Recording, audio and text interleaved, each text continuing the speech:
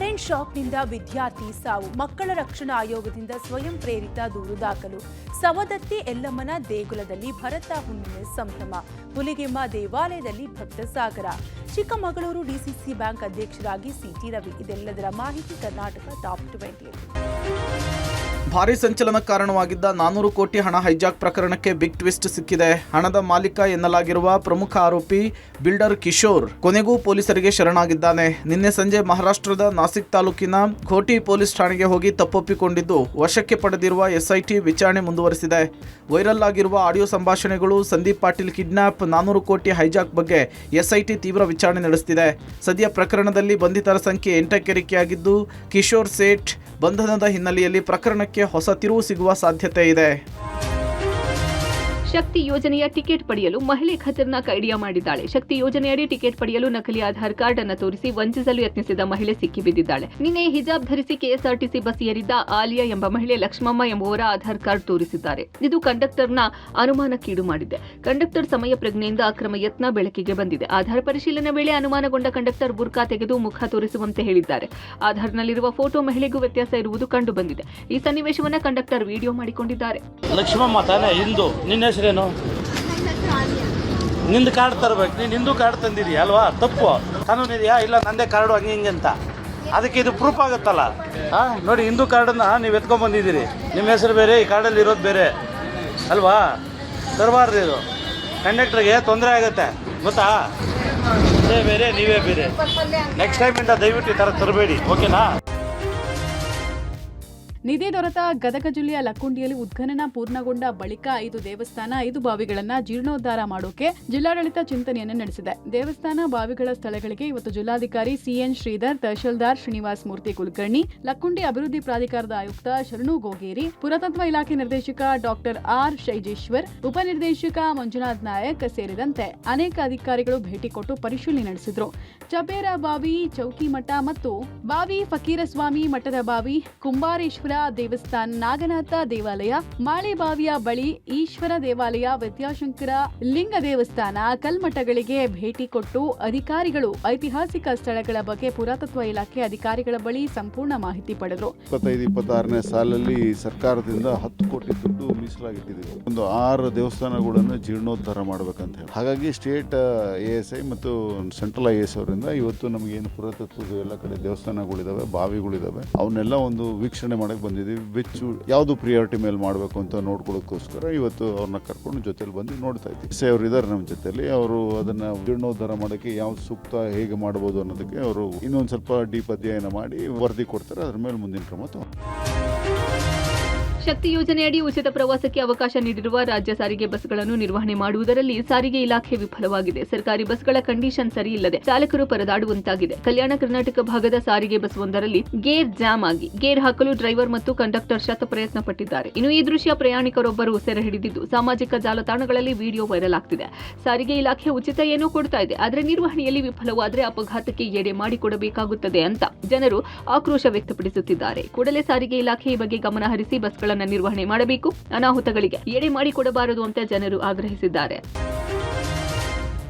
ದಾವಣಗೆರೆಯಲ್ಲಿ 2 ಗುಂಪಿನ ನಡುವೆ ಘರ್ಷಣೆ ವೇಳೆ 3 ಪೊಲೀಸ್ ಸಿಬ್ಬಂದಿ ಮೇಲೆ ಹಲ್ಲೆ ಪ್ರಕರಣ ಸಂಬಂಧ 2 ಆರೋಪಿಗಳನ್ನು ಬಂಧಿಸಲಾಗಿದ್ದು ಮತ್ತೋರ್ವನಿಗಾಗಿ ಶೋಧ ಕಾರ್ಯ ಮುಂದುವರೆದಿದೆ. ಪ್ರಕರಣದಲ್ಲಿ ಸಚಿವ SS ಮಲ್ಲಿಕಾರ್ಜುನ ಆಪ್ತ ಅಯೂಬ್ ಪೈಲ್ವಾನ್ ಪುತ್ರ ಹಸನ್ ಪ್ರಮುಖ ಆರೋಪಿಯಾಗಿದ್ದು ಸದ್ಯ ಹಸನ್ ಆತನ ಸ್ನೇಹಿತನನ್ನ ಬಂಧಿಸಲಾಗಿದೆ. ಇನ್ನೊಬ್ಬ ಪುತ್ರ ಹುಸೇನ್ಗಾಗಿ ಹುಡುಕಾಟವನ್ನು ನಡೆಸಲಾಗ್ತಾ ಇದೆ. ಒಟ್ಟು 10 ಜನರ ವಿರುದ್ಧ ಪ್ರಕರಣ ದಾಖಲಾಗಿದೆ. ಕಾನ್ಸ್ಟೇಬಲ್ಗಳಾದ ಹರೀಶ್, ಕೆಂಚಪ್ಪ ಮುಖಕ್ಕೆ ತೀವ್ರ ಗಾಯಗಳಾಗಿದ್ದು ದಾವಣಗೆರೆ ಜಿಲ್ಲಾಸ್ಪತ್ರೆಯಲ್ಲಿ ಚಿಕಿತ್ಸೆ ಪಡಿತಾ ಇದ್ದಾರೆ. ಮುಂಜಾಗ್ರತಾ ಕ್ರಮವಾಗಿ ಪೊಲೀಸ್ ಬಂದೋಬಸ್ತನ್ನ ನಿಯೋಜಿಸಲಾಗಿದೆ. ಬೀದರ್ ಜಿಲ್ಲೆಯ ಮೊಳಕೇರ ಗ್ರಾಮದಲ್ಲಿ ಅನುಮಾನಾಸ್ಪದ ವಸ್ತು ಸ್ಫೋಟ ಪ್ರಕರಣದಲ್ಲಿ ಗಾಯಗೊಂಡಿರುವ ಮಕ್ಕಳನ್ನ ಉಸ್ತುವಾರಿ ಸಚಿವ ಈಶ್ವರ್ ಖಂಡ್ರೆ ಭೇಟಿ ಕೊಟ್ಟು ಆರೋಗ್ಯವನ್ನ ವಿಚಾರಿಸಿದರು. ಬ್ರಿಮ್ಸ್ ಆಸ್ಪತ್ರೆಗೆ ಭೇಟಿ ಕೊಟ್ಟ ಈಶ್ವರ್ ಖಂಡ್ರೆ ರಹೀಂ ಖಾನ್ ಮತ್ತು ಮಾಜಿ ಸಚಿವ ರಾಜಶೇಖರ್ ಪಾಟೀಲ್ ತುರ್ತು ಚಿಕಿತ್ಸಾ ನಿಗಾ ಘಟಕದಲ್ಲಿ ಚಿಕಿತ್ಸೆ ಪಡಿತಾ ಇರುವ ಪರಿಜಾರ್, ಬುಷ್ರಾ, ಅಜೀಜ್ ಆರೋಗ್ಯವನ್ನ ವಿಚಾರಿಸಿ ಧೈರ್ಯ ಹೇಳಿದ್ದಾರೆ. ಇದೇ ವೇಳೆ ಇಬ್ಬರು ಸಚಿವರು ತಲಾ 25,000 ಸಹಾಯಧನ ಕೊಟ್ಟರು. ಬಳಿಕ ಮಾತನಾಡಿದ ಈಶ್ವರ್ ಖಂಡ್ರೆ, ಮೊಳಕೇರಾದಲ್ಲಿ ಸ್ಫೋಟ ಆಗಿದ್ದು ಬಹಳ ನೋವಿನ ಸಂಗತಿ. 4 ಮಕ್ಕಳು, 2 ವಯಸ್ಕರಿಗೆ ಗಾಯ ಆಗಿದೆ. ಉತ್ತಮ ಚಿಕಿತ್ಸೆ ಕೊಡುವಂತೆ ವೈದ್ಯರಿಗೆ ಸೂಚಿಸಿದ್ದೇನೆ. ಘಟನೆಯ ಬಗ್ಗೆ ಪೊಲೀಸರು ತನಿಖೆ ಮಾಡ್ತಾ ಇದ್ದಾರೆ. ಸರ್ಕಾರ ಈ ಘಟನೆಯನ್ನು ಗಂಭೀರವಾಗಿ ಪರಿಗಣಿಸಿದೆ. ಸ್ಫೋಟಕ್ಕೆ ಕಾರಣ ಏನು, ಇದರ ಹಿಂದೆ ಯಾರಿದ್ದಾರೆ ಅಂತ ತನಿಖೆಯಲ್ಲಿ ಪತ್ತೆ ಹಚ್ಚಲಾಗುವುದು. ಅಧಿಕಾರಿಗಳ ನಿರ್ಲಕ್ಷ್ಯ ಕಂಡು ಕ್ರಮ ಕೈಗೊಳ್ಳಲಾಗುತ್ತೆ ಅಂತ ತಿಳಿಸಿದರು. ಮತ್ತು ಅವರೆಲ್ಲರಿಗೆ ಚಿಕಿತ್ಸೆ ಕೊಡಲಾಗ್ತಾ ಇದೆ.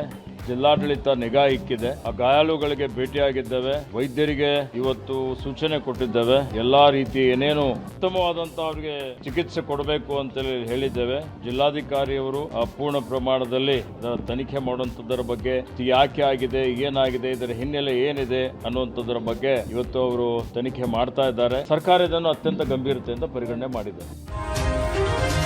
ವಿದ್ಯುತ್ ಸ್ಪರ್ಶಿಸಿ ವಿದ್ಯಾರ್ಥಿನಿ ಸಾವು ಪ್ರಕರಣ ಸಂಬಂಧ ರಾಜ್ಯ ಮಕ್ಕಳ ಹಕ್ಕುಗಳ ರಕ್ಷಣಾ ಆಯೋಗ ಸ್ವಯಂ ಪ್ರೇರಿತ ದೂರು ದಾಖಲಿಸಿಕೊಂಡಿದೆ. ರಾಯಚೂರಿನ ಸಿಂಧನೂರು ತಾಲೂಕಿನ ಕುರಕುಂದ ಗ್ರಾಮದ ಸರ್ಕಾರಿ ಕಿರಿಯ ಪ್ರಾಥಮಿಕ ಶಾಲೆಯಲ್ಲಿ ವಿದ್ಯುತ್ ಸ್ಪರ್ಶಿಸಿ 5ನೇ ತರಗತಿ ವಿದ್ಯಾರ್ಥಿನಿ ತನುಶ್ರೀ ಸಾವನ್ನಪ್ಪಿದ್ದ ಘಟನೆ ಹಿನ್ನೆಲೆ ಕರ್ನಾಟಕ ರಾಜ್ಯ ಮಕ್ಕಳ ಹಕ್ಕುಗಳ ರಕ್ಷಣಾ ಆಯೋಗ ಸ್ವಯಂ ಪ್ರೇರಿತ ದೂರು ದಾಖಲಿಸಿಕೊಂಡಿದೆ. ಜನವರಿ 30ರಂದು ಶಾಲಾ ಅವಧಿಯಲ್ಲಿ ನೀರು ಕುಡಿಯಲು ಶಾಲೆಯ ಶುದ್ಧೀಕರಣ ಘಟಕಕ್ಕೆ ತೆರಳಿದ್ದ ವೇಳೆ ವಿದ್ಯುತ್ ಸ್ಪರ್ಶಿಸಿ ವಿದ್ಯಾರ್ಥಿನಿ ಸಾವನ್ನಪ್ಪಿದ್ದಳು. ವಿದ್ಯುತ್ ತಂತಿ ಶಾಲಾ ಆವರಣದಲ್ಲಿ ಬಿದ್ದಿದ್ದರೂ ಯಾವುದೇ ಕ್ರಮ ವಹಿಸದೆ ಇರುವುದರಿಂದ ಘಟನೆ ನಡೆದಿದೆ ಅಂತ ಆರೋಪಿಸಲಾಗಿದೆ. ಶಾಲಾ ಸಿಬ್ಬಂದಿ ಕ್ರಮ ವಹಿಸದಿರುವ ಬಗ್ಗೆ ಪರಿಶೀಲನೆ ನಡೆಸಲು ಹಾಗೂ ಬಾಲಕಿ ಕುಟುಂಬಸ್ಥರಿಗೆ ಸೂಕ್ತ ಪರಿಹಾರದ ಬಗ್ಗೆ ಅಧಿಕಾರಿಗಳು ಕ್ರಮ ಕೈಗೊಳ್ಳಲು ಆಯೋಗ ಸೂಚಿಸಿದೆ. ಘಟನೆ ಪರಿಶೀಲನೆ ಮತ್ತು ಪರಿಹಾರದ ಬಗ್ಗೆ ಕೈಗೊಂಡ ಕ್ರಮದ ವರದಿಯನ್ನ 7 ದಿನದಲ್ಲಿ ಆಯೋಗಕ್ಕೆ ಸಲ್ಲಿಸಲು ಜಿಲ್ಲಾಧಿಕಾರಿಗಳಿಗೆ ರಾಜ್ಯ ಮಕ್ಕಳ ಹಕ್ಕುಗಳ ರಕ್ಷಣಾ ಆಯೋಗ ಅಧ್ಯಕ್ಷ ಶಶಿಧರ್ ಎಸ್ ಕೋಸಂಬೆ ಸೂಚಿಸಿದ್ದಾರೆ. ಭರತ ಹುಣ್ಣಿಮೆ ಜಾತ್ರೆಗೆ ಯಲ್ಲಮ್ಮನ ಗುಡ್ಡ ಸಜ್ಜಾಗಿದೆ. ಬೆಳಗಾವಿ ಜಿಲ್ಲೆಯ ಸವದತ್ತಿ ತಾಲೂಕಿನ ಉಗರಗೋಳ ಗ್ರಾಮದ ಹೊರವಲಯದಲ್ಲಿರುವ ಯಲ್ಲಮ್ಮನ ದೇವಸ್ಥಾನಕ್ಕೆ ಭಕ್ತ ಸಾಗರವೇ ಹರಿದು ಬರ್ತಾ ಇದೆ. ಇದು ರಾಜ್ಯದಲ್ಲಿ ನಡೆಯುವ ದೊಡ್ಡ ಯಲ್ಲಮ್ಮನ ಜಾತ್ರೆಯಾಗಿದೆ. ಜಾತ್ರೆಗೂ 2 ದಿನ ಮುಂಚೆಯಿಂದಲೇ ಅಮ್ಮನ ಸನ್ನಿಧಿಯತ್ತ ಭಕ್ತರು ಆಗಮಿಸುತ್ತಿದ್ದಾರೆ. ಜಾತ್ರೆಗೆ ಕರ್ನಾಟಕ, ಮಹಾರಾಷ್ಟ್ರ, ಗೋವಾ, ತೆಲಂಗಾಣ ರಾಜ್ಯಗಳಿಂದ ಲಕ್ಷಾಂತರ ಭಕ್ತರು ಆಗಮಿಸುತ್ತಿದ್ದಾರೆ. ಮುತ್ತೈದೆಯಾಗುತ್ತಾಳೆ ಎಂಬ ನಂಬಿಕೆಯಿಂದ ಲಕ್ಷೋಪಲಕ್ಷ ಸಂಖ್ಯೆಯಲ್ಲಿ ಭಕ್ತರು ಸೇರುತ್ತಾರೆ. ಗುಡ್ಡಕ್ಕೆ ಬರುವ ಪ್ರತಿ ಮಹಿಳೆಯೂ ಮುತ್ತೈದೆತನದ ಸಂಕೇತವಾದ ಹಸಿರು ಬಳೆ ಧರಿಸಿ ಸಂಭ್ರಮಿಸುತ್ತಾರೆ. ಇದೊಂದೇ ಜಾತ್ರೆ ಅವಧಿಯಲ್ಲಿ ಗುಡ್ಡದ ಅಂಗಡಿಗಳಲ್ಲಿ ಕೋಟ್ಯಂತರ ರೂಪಾಯಿ ಬಳೆ ವಹಿವಾಟು ಆಗುತ್ತದೆ. ತಮ್ಮ ಆರ್ಥಿಕ ಶಕ್ತಿ ಅನುಸಾರವಾಗಿ ದೇವಿಗೆ ವಿವಿಧ ಕಾಣಿಕೆ ಅರ್ಪಿಸಿ ಭಕ್ತಿ ಸಮರ್ಪಣೆ ಮಾಡುತ್ತಾರೆ. ಲಕ್ಷಾಂತರ ಜನರು ಸೇರುವುದರಿಂದ ಯಾವುದೇ ರೀತಿಯ ಅಹಿತಕರ ಘಟನೆಗಳು ನಡೆಯದಂತೆ ಮುಂಜಾಗ್ರತೆ ಕ್ರಮ ಕೈಗೊಳ್ಳಲಾಗಿದೆ. ಭರತ ಹುಣ್ಣಿಮೆ ಹಿನ್ನೆಲೆಯಲ್ಲಿ ಹುಲಿಗೆಮ್ಮ ದೇವಸ್ಥಾನಕ್ಕೆ ಭಕ್ತ ಸಾಗರವೇ ಹರಿದು ಬಂದಿದೆ. ಕೊಪ್ಪಳ ತಾಲೂಕಿನ ಹುಲಗಿ ಗ್ರಾಮದಲ್ಲಿರುವ ಹುಲಿಗೆಮ್ಮ ದೇವಸ್ಥಾನ ಸಾಕಷ್ಟು ಭಕ್ತರ ಆಗಮನದಿಂದ ನೂಕಾಟ, ತಳ್ಳಾಟ ಉಂಟಾಗಿದೆ. ದೇವಸ್ಥಾನದ ರಸ್ತೆಯಲ್ಲೇ ವ್ಯಾಪಾರಸ್ಥರು ಅಂಗಡಿ ಮುಂಗಟ್ಟುಗಳನ್ನು ಹಾಕಿಕೊಂಡಿರುವುದರಿಂದ ಜನರು ಓಡಾಡಲು ಸಮಸ್ಯೆ ಉಂಟಾಗಿದೆ. ದೇವರ ದರ್ಶನಕ್ಕೆ ತೆರಳಬೇಕಾದರೆ ಸಾಕಷ್ಟು ಹರಸಾಹಸವನ್ನೇ ಪಡಬೇಕಾಗಿದೆ. ಕಳೆದ 3 ತಿಂಗಳ ಹಿಂದೆ ಹುಲಿಗೆಮ್ಮ ದೇವಸ್ಥಾನದಲ್ಲಿ ಇಂಥದ್ದೇ ಪ್ರಕರಣ ನಡೆದಿತ್ತು. ಇದಾದ ಬಳಿಕ ಜಿಲ್ಲಾಡಳಿತ ರಸ್ತೆ ಅಗಲೀಕರಣ ಮಾಡಿತ್ತು. ಇಷ್ಟಾದರೂ ಸಮಸ್ಯೆಗಳಿಗೆ ಮುಕ್ತಿ ಸಿಕ್ಕಿಲ್ಲ. ಇದೀಗ ಮತ್ತೆ ಹುಲಿಗೆಮ್ಮ ದೇವಸ್ಥಾನದ ಎದುರು ಭಕ್ತರ ತಳ್ಳಾಟ, ನೂಕಾಟ ಉಂಟಾಗಿದೆ. ಭರತ ಹುಣ್ಣಿಮೆ ಹಬ್ಬ ಹರಿದಿನಗಳಲ್ಲಿ ದೇವಸ್ಥಾನಕ್ಕೆ ಸಾಕಷ್ಟು ಭಕ್ತರು ಆಗಮಿಸಿರುವುದರಿಂದ ಜಿಲ್ಲಾಡಳಿತ ಇನ್ನಷ್ಟು ಮುನ್ನೆಚ್ಚರಿಕೆ ಕ್ರಮ ಕೈಗೊಳ್ಳಬೇಕು. ಭಕ್ತರಿಗೆ ಯಾವುದೇ ಸಮಸ್ಯೆ ಆಗದಂತೆ ಕ್ರಮ ಕೈಗೊಳ್ಳಬೇಕೆಂದು ಭಕ್ತರು ಆಗ್ರಹಿಸಿದ್ದಾರೆ. ಚಿಕ್ಕಮಗಳೂರು ಡಿಸಿಸಿ ಬ್ಯಾಂಕ್ ಅಧ್ಯಕ್ಷರಾಗಿ ಸಿಟಿ ರವಿ, ಉಪಾಧ್ಯಕ್ಷರಾಗಿ ಕೊಪ್ಪ ತಾಲೂಕಿನ ದಿನೇಶ್ ಹೊಸೂರು ಆಯ್ಕೆಯಾಗಿದ್ದಾರೆ. 13 ನಿರ್ದೇಶಕರ ಸಂಖ್ಯೆ ಇರುವ ಚಿಕ್ಕಮಗಳೂರು ಡಿಸಿಸಿ ಬ್ಯಾಂಕ್ನಲ್ಲಿ 11 ಬಿಜೆಪಿ ಮತ್ತು 2 ಜೆಡಿಎಸ್ ನಿರ್ದೇಶಕರು ಆಯ್ಕೆಯಾಗಿದ್ದು, ಕಾಂಗ್ರೆಸ್ ಖಾತೆ ತೆರೆದಿಲ್ಲ. ಬಿಜೆಪಿಯಿಂದ ಸಿಟಿ ರವಿ, ಮಾಜಿ ಶಾಸಕ ಬೆಳ್ಳಿ ಪ್ರಕಾಶ್ ಹಾಗೂ ಡಿಎಸ್ ಸುರೇಶ್ ನೇಮಕ ಆಗಿದ್ದಾರೆ. ಇನ್ನು ಜೆಡಿಎಸ್ನಿಂದ ಎಸ್ಎಲ್ ಭೋಜೇಗೌಡ, ಮಾಜಿ ಶಾಸಕ ಧರ್ಮೇಗೌಡ ಪುತ್ರ ಸೊನಾಲ್ ಆಯ್ಕೆಯಾಗಿದ್ದಾರೆ. ಕಡೂರು ಶಾಸಕ ಕೆಎಸ್ ಆನಂದ್ರನ್ನ ಸೋಲಿಸಿ ದಿನೇಶ್ ಹೊಸೂರು ಉಪಾಧ್ಯಕ್ಷರಾಗಿ ಆಯ್ಕೆಯಾಗಿದ್ದಾರೆ. ಬ್ಯಾಂಕ್ ಎದುರು ಬಿಜೆಪಿ ಮತ್ತು ಜೆಡಿಎಸ್ ಕಾರ್ಯಕರ್ತರ ಸಂಭ್ರಮ ಮನೆ ಮಾಡಿತ್ತು. ನಮ್ಮನ್ನು ಅವಿರೋಧವಾಗಿ ಆಯ್ಕೆ ಮಾಡಿದ್ದಾರೆ. ಅವರಿಗೆ ನಾನು ತಮ್ಮ ಮೂಲಕ ಧನ್ಯವಾದಗಳನ್ನು ಸಲ್ಲಿಸ್ತೀನಿ. ಇದು ಸೇವಾ ಕ್ಷೇತ್ರನ, ಇದು ರಾಜಕೀಯ ಮಾಡೋ ಕ್ಷೇತ್ರ ಅಲ್ಲ. ರಾಜಕೀಯ ಮಾಡೋಕ್ಕೆ ನಮಗೆ ನಮ್ಮ ಪಕ್ಷ ಇದೆ. ಇದು ಸೇವಾ ಕ್ಷೇತ್ರ. ಈ ಸೇವಾ ಕ್ಷೇತ್ರದಲ್ಲಿ ರೈತ ಸ್ನೇಹಿಯಾಗಿ, ಜನಸ್ನೇಹಿಯಾಗಿ, ಇಲ್ಲಿಯ ನೌಕರ ವರ್ಗದವರು ಮತ್ತು ಆಡಳಿತ ಮಂಡಳಿ ಒಂದು ಕುಟುಂಬದವ್ರ ಥರ ಸಂಸ್ಥೆ ಹಿತದೃಷ್ಟಿಯಿಂದ, ಜನರ ಹಿತದೃಷ್ಟಿಯಿಂದ ಒಟ್ಟಾಗಿ ಕೆಲಸ ಮಾಡ್ತೀವಿ.